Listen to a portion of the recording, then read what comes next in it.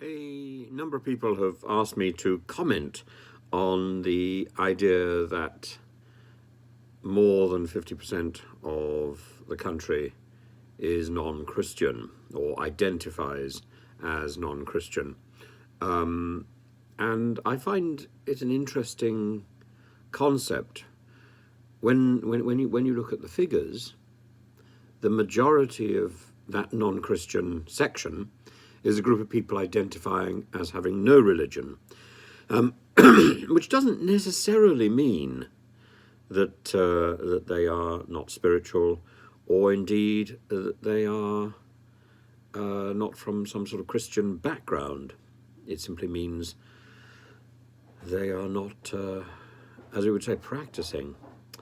And that doesn't seem to me to have changed much over the last 40 or 50 years. It's just that it's being identified rather better than it was in the past. I don't think this means we are a non-Christian country, but I think it would be good to celebrate the diversity of religion in this country. Now, of the non-Christian element, a very small part would identify as Hindu, Jewish, Muslim, Sikh, and other. And in fact, of those, the largest group would be Muslim. And I would be very impressed if at the coronation, King Charles indeed blends other faiths into the ceremony.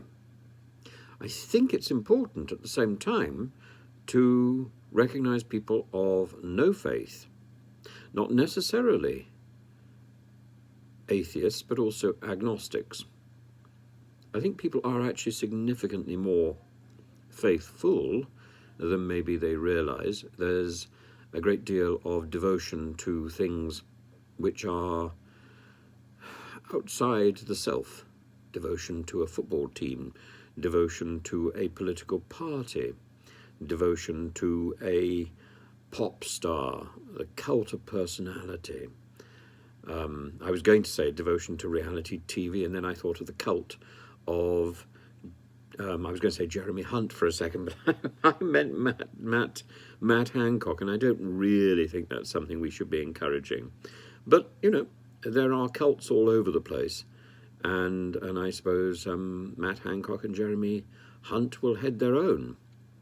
But the cult of personality is definitely on the increase, and maybe that replaces the religious allegiance, which would have been assumed 50, 60 years ago.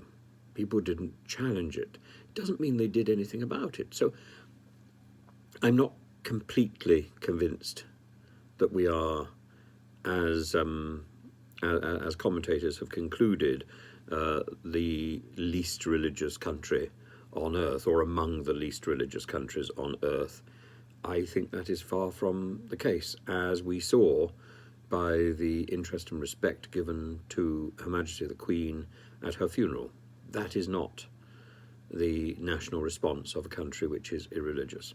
That is a response of a country which has a deep sense of spirituality and common purpose.